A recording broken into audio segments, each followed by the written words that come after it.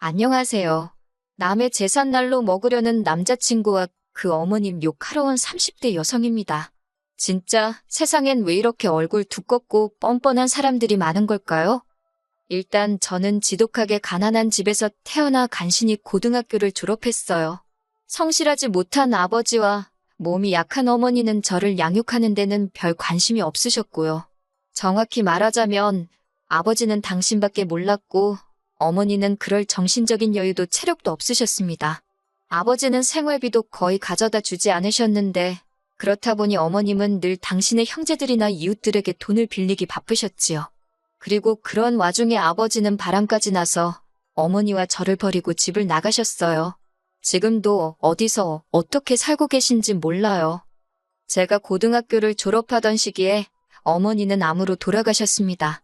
그리고 부끄럽게도 저는 어머니가 암인지 몰랐지요. 지금에서야 생각해보면 딸인 저한테 힘들다 말 한마디 편히 못하시고 얼마나 고생하셨을까 싶어요. 아무튼 힘들게 어머니 장례를 치르고 어머니 유품을 정리하다 제 이름으로 된 통장에 1,500만 원이 있다는 사실을 알게 되었습니다. 이모와 외삼촌에겐 말하지 않았어요. 어머니가 살아생전 빌린 돈이 얼만지도 모르겠고 당장이라도 저한테 갚으라고 할까봐 무서웠거든요. 이후로 어머니와 살던 전세방 보증금 3천과 통장만 들고 무작정 서울로 올라왔네요. 제가 나고 자란 지역에서는 3천으로 방 2개짜리 전세가 가능했는데 서울에 오니까 물가가 장난이 아니더군요. 그래도 운 좋게 몇 날 며칠 동안 발품을 팔아서 그나마 해가 아주 조금 들어오는 반지하 방을 구했어요. 그리고 곧이어 아르바이트도 구했고요.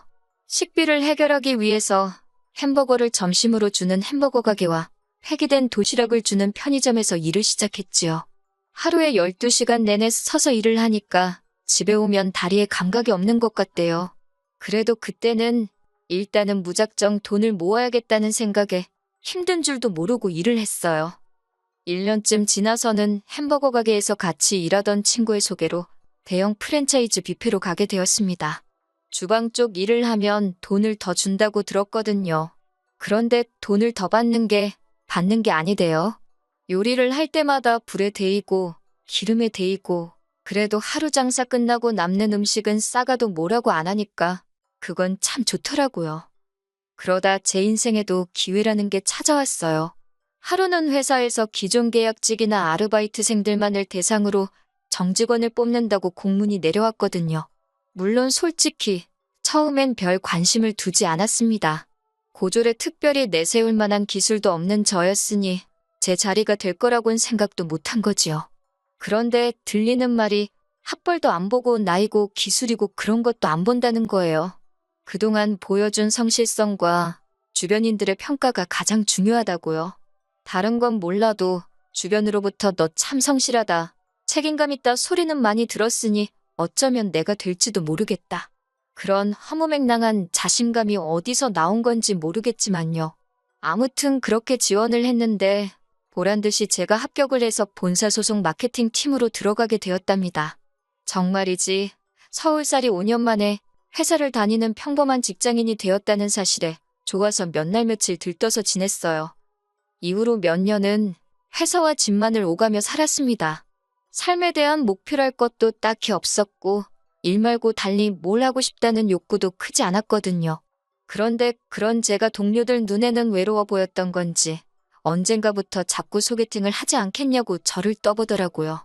사실 아버지에 대한 안 좋은 기억 때문에 남자를 만나고 싶은 생각은 전혀 없었는데 그렇다고 동료들한테 이런 이야기를 할 순 없잖아요. 그렇다고 무작정 안 한다고 하자니 그것도 괜히 미안하고 그래서 결국 첫 소개팅을 하게 되었는데 그 자리에서 남자친구를 만나게 되었지요. 이후로 어느 다른 연인들처럼 울고 웃으며 연애를 했습니다. 데이트는 일주일에 1번 내지 2번을 했고 말이 나와서 말이지만 비용은 거의 똑같이 반반씩 냈어요.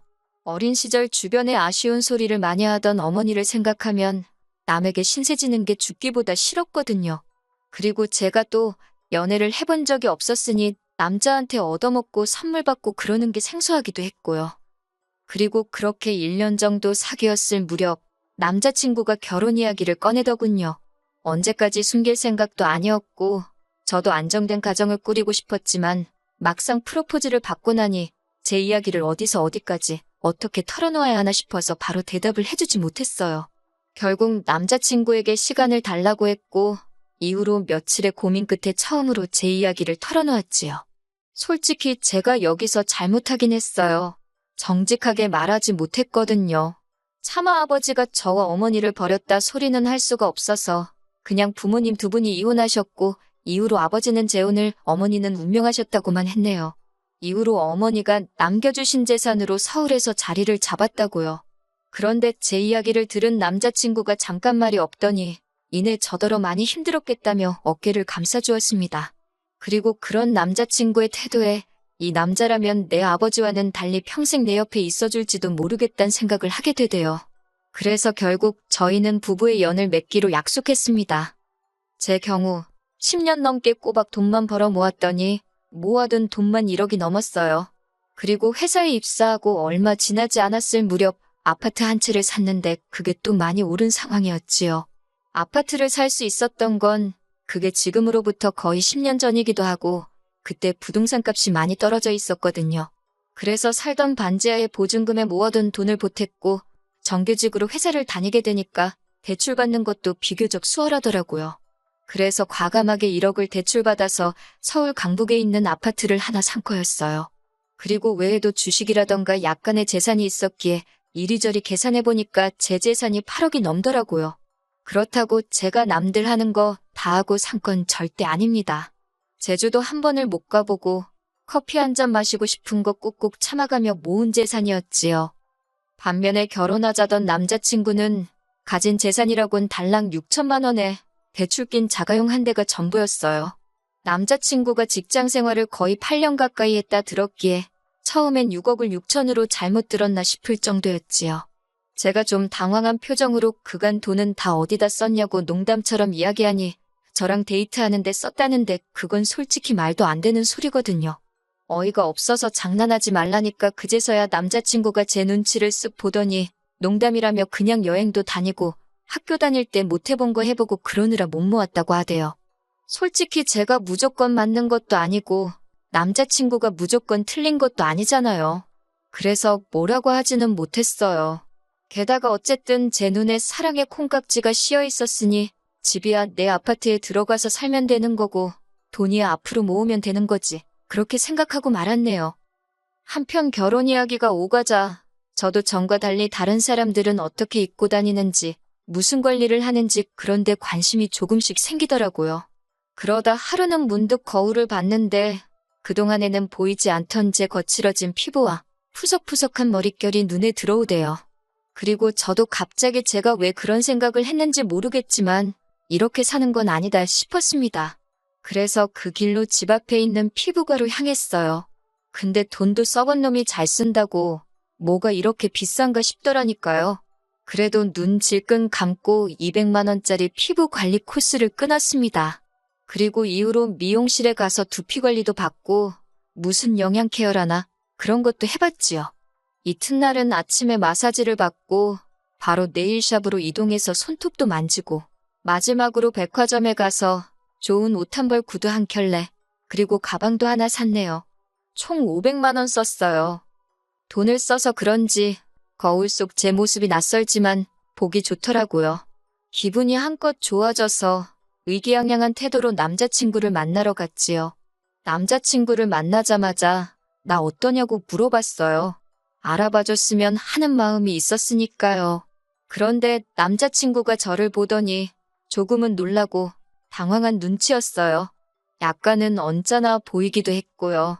그리고는 저더러 이게 다 무슨 일이냐며 신경 좀 쓴 것 같네 그러대요. 저는 그때만 해도 그게 빈정거리는 소리라곤 생각을 못하고 맞다고 모처럼 돈 좀 써봤다고 했지요. 그러자 남자친구가 꽤나 심각한 표정으로 이런 건 상의를 하고 써야 되는 거 아니냐고 그래요. 이제 결혼하면 공동재산인데 벌써부터 이렇게 독단적으로 마음대로 쓰면 안 되는 거라나요? 좀 황당하더라고요. 까놓고 말해서 제가 벌어서 제 돈 제가 좀 쓴 건데 무슨 말을 저렇게 하나 싶었으니까요.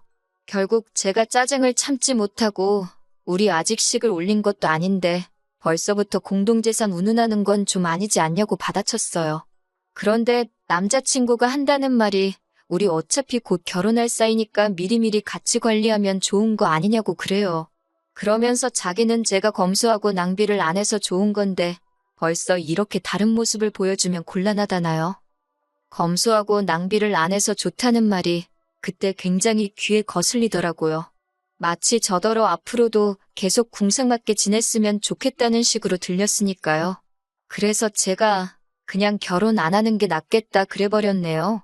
제가 남자친구를 사랑하는 것도 사실이고 가족을 원한 것도 사실이었지만 그렇다고 계산을 아예 못하는 바보는 아니었으니까요. 그러자 남자친구가 저더러 진심이냐면서 실망이랍니다. 그래서 미안하다 했어요. 그리고는 먼저 카페를 나섰지요. 그러자 남자친구가 이내 쫓아나와 저를 잡대요. 자기가 너무 돈똥거린 것 같다고 미안하답니다. 그래서 그때는 그냥 넘어가기로 했어요.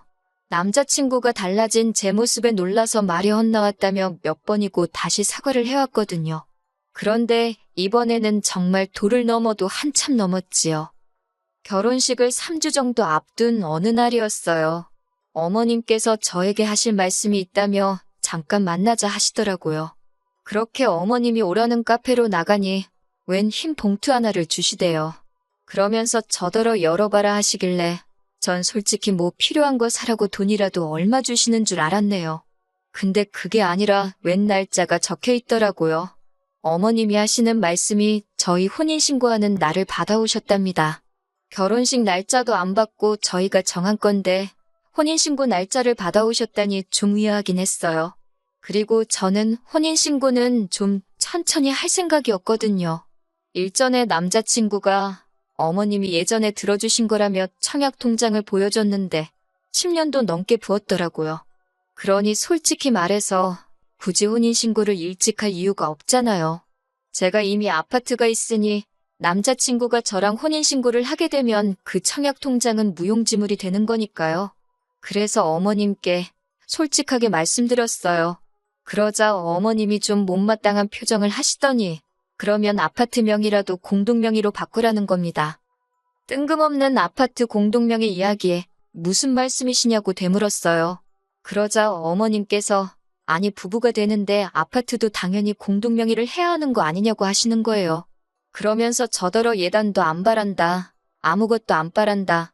그냥 아파트만 공동명의로 해줘라 하시대요. 제가 그렇게는 못한다 했습니다. 엄연히 제 개인 재산이고 공동명의를 해야 할 이유가 없다고요. 그러자 어머님께서 남자친구에게 들으셨는지 그 집이 7억인가 한다면서 대뜸 저더러 얼마 주고 샀냐고 물으셨어요. 1억 8천 주고 샀다고 하니까 그러면 당신이 8천 내준다고 그러니 공동명의 하랍니다.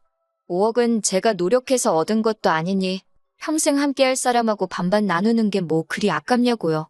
그리고는 하시는 말씀이 만약에 내 아들이 너랑 결혼하고 나서 복권에 당첨됐는데 이건 내 복권이다 하고 나와주면 기분 좋겠냐입니다. 황당한 비유에 기가 막히더라고요. 그래서 아파트하고 복권을 어떻게 비교하시냐? 억지 쓰지 마시라 했어요. 그랬더니 어머님이 대번에 제가 당신더러 억지 쓴다 그랬다고 그 말꼬리를 붙잡고 늘어지셨습니다. 그리고는 기어이 남자친구까지 자리로 불러내셨지요. 하지만 왜인지 남자친구가 이미 어머님이 저와 만나서 이런 이야기를 하실 거란 걸 다 알고 있었다는 느낌이 들었어요. 남자친구가 저를 설득하려 들대요. 어머님은 그저 저와 자기 사이를 좀 더 끈끈하게 맺어주고 싶으셔서 그런 거라며 저더러 어머님 말씀대로 하잡니다. 제가 어이가 없어서 됐다고 그랬어요.